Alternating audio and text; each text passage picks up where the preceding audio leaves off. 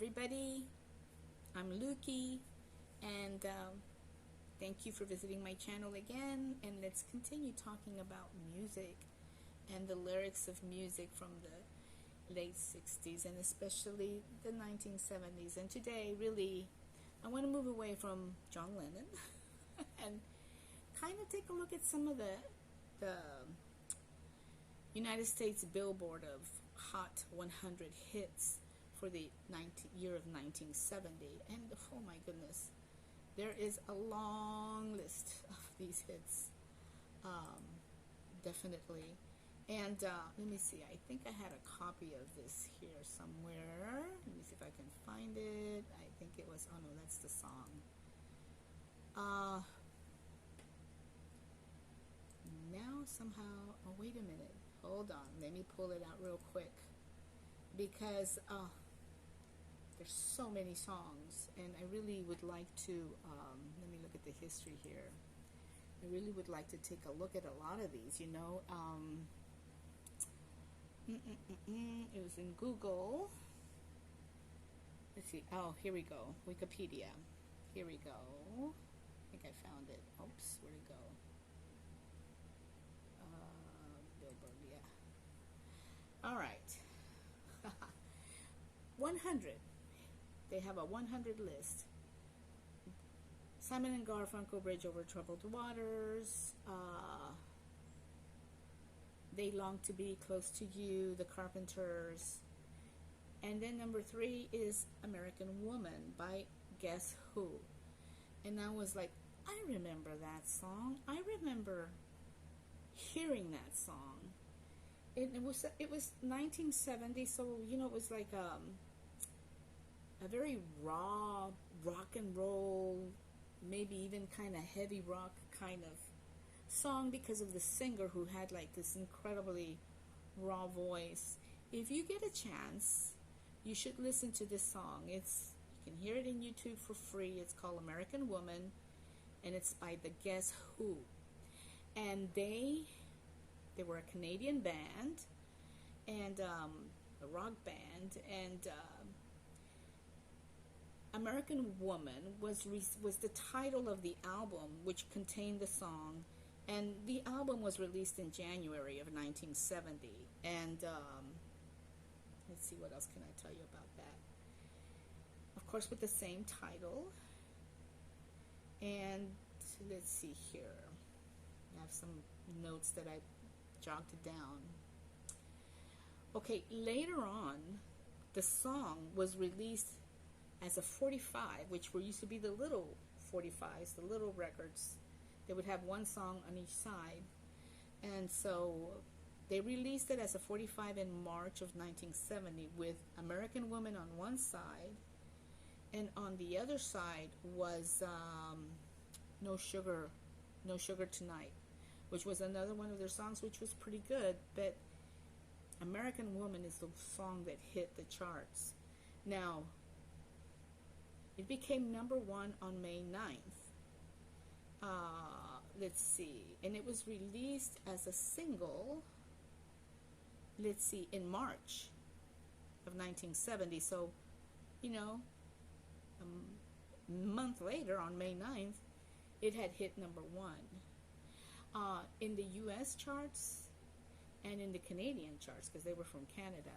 And another cool thing, let me kind of fix this up a little bit, okay? Another cool thing about it was that it was on #1 charts for 3 weeks. And it was in May that it was certified as a gold record. And what that means is that the sales were just amazingly good, and that's why they would call it a gold record. So it's kind of interesting, you know, about this this group. Now, the song, apparently, the lyrics were written, I mean, not even the lyrics, just the music, the song. They were up on stage doing a concert, and one of the musicians, one of the guitarists, just started fiddling around and came up with some of the chords for this song, and they kind of did a rough draft on stage. And this kid who was at their concert recorded it. They spontaneously just did the song, the kid recorded it, and so I think they bought the recording from the kid so that they could listen to the song again and learn it, and that's what they did, and it became #1. Now, the lyrics have always been kind of controversial, as with all lyrics, especially with lyrics from the 70s, like when we were talking about John Lennon's lyrics. My hair looks a mess. We as listeners, as an artist, once you put your work out in public, it's not yours anymore. It belongs to the people who are looking at your art or listening to your art, and they're interpreting it. And so you pretty much, as an artist, this, and so you just have to be willing to just let it go and just let it happen. And that's pretty much what happens with a lot of these songs, that we can talk about the lyrics, and I can give you an interpretation about them, but that doesn't really necessarily mean that it was intentioned that way, or maybe it was intentioned in somewhat of a way that might be somewhat similar, but not quite the interpretation that maybe I might give it or other people have. So it's always been, with this song, it's always been pretty controversial because of its title, American Woman.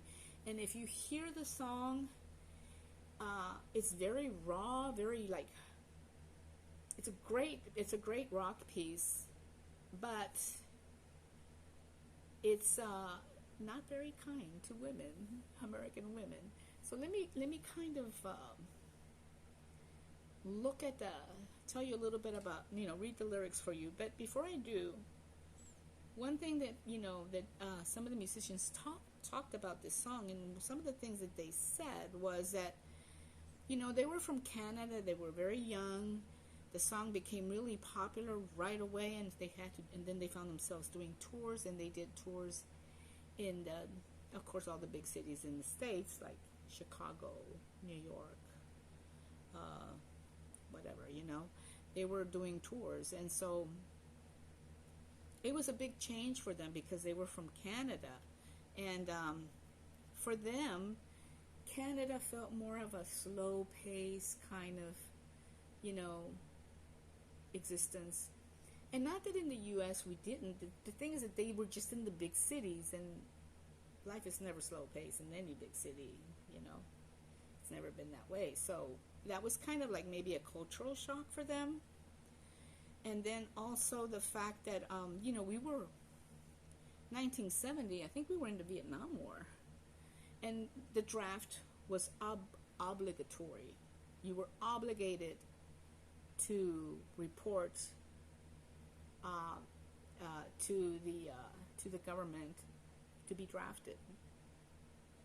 And in Canada, they didn't have the draft, and so there was this other big, huge component of a culture shock. It was like the draft and the war.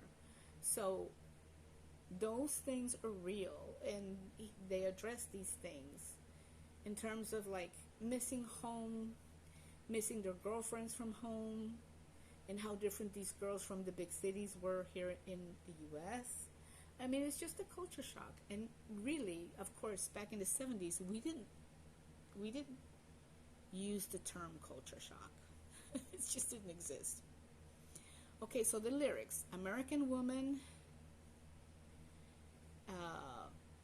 let's see. Gonna mess your mind, American woman. She gonna mess your mind, man. American woman, gonna mess your mind. American woman gonna mess your mind. Okay, and say yes, and that's part of what he's singing. But getting back to the hardcore part of the lyrics. Continues, American woman, stay away from me. American woman, mama, let me be. Don't come hanging around my door. Don't want to see your face no more. I got more important things to do than to spend my time growing old with you. Now, woman, I said, stay away. American woman, listen what I say. Now, that part, that first, stanza, set of verses of this part of the song, it's like, like somebody who, like the voice, is saying, I don't want to have anything to do with you, American woman. Stay away from me. I don't want to see your face.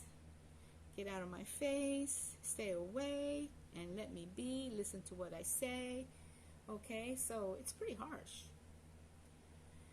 The next stanza, American woman, get away from me. American woman, mama, let me be. Don't want knocking around my, don't come knocking around my door. Don't want to see you. Don't want to see your shadow no more. Doesn't even want to see her shadow. Colored lights can hypnotize, sparkle someone else's eyes. Now, woman, I said, get away. American woman, listen to what I say. So, again, the thing about, hypnotize and sparkle, colored lights can hypnotize, sparkle someone else's eyes, that kind of thing. American women, just in the olden days, in the 50s, 60s, 70s, in the 80s maybe, were highly desirable kind of a vibe for foreign men, in my opinion. Like, if you were an American woman, and when I mean an American woman, we're thinking of, like, that's what they would think. An American woman was blonde, okay? And so they were expecting that they were just like excited because she was kind of like this unknown goddess, right? A blonde woman coming to our country, and the guys would just go crazy over them, and so I think that maybe for them, coming to the States, into the concerts, and in the concerts, the rock concerts especially, women were just obsessed with the musicians. American women, they loved going to the concerts and obsessing over the guys, falling in love with the guys. So a lot of them were like groupies, and that means they followed the band to all the concerts that they gave, and sometimes they were allowed to party with them and that kind of thing. So in a lot of women, that's what they did, and they loved it. So there is that part of it, when they say, colored lights can hypnotize, sparkle someone else's eyes, etc. Now, the next stanza, it goes on. American woman, I said, get away. American woman, listen to what I say. Of course, they're slanging it, right? It's a song, a rock and roll. American woman said, get away. American woman, listen what I say. Don't come hanging around my door. Don't want to see your face no more. So it's almost like hanging around my door, because a lot of these women were pushy. They were in their faces, and they were like exposing their breasts to them or whatever, and so in partying with them. I don't need your, okay, so here's where it kind of takes a different twist. I don't need your war machines. I don't need your ghetto scenes. Now that's kind of an interesting thing, because that immediately, for me, it takes me away from the blonde American woman.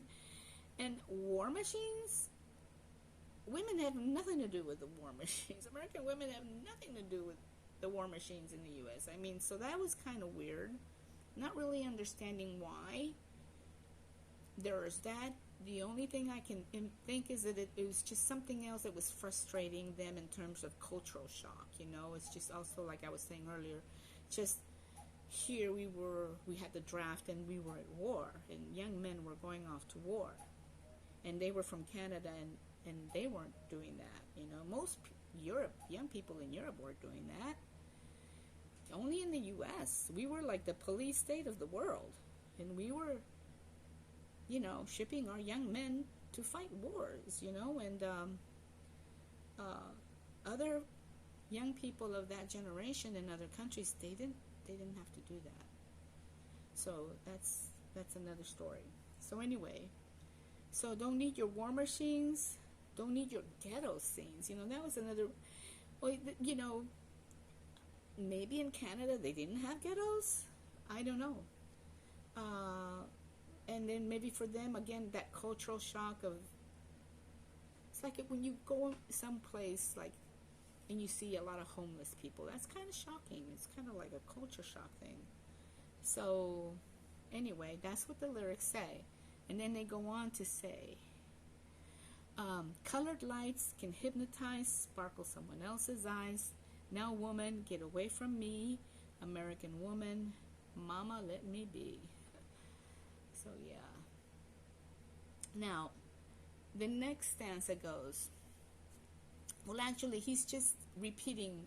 This guy has an amazing voice. Honestly, if you get a chance to listen to it, the guitar's great. It's a great piece, a great composition of pop music of the 70s, rock and roll.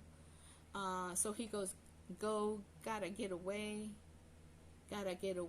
now go, go, go. I'm gonna leave you, woman. Gonna leave you, woman. Bye, bye, bye, bye, bye, bye.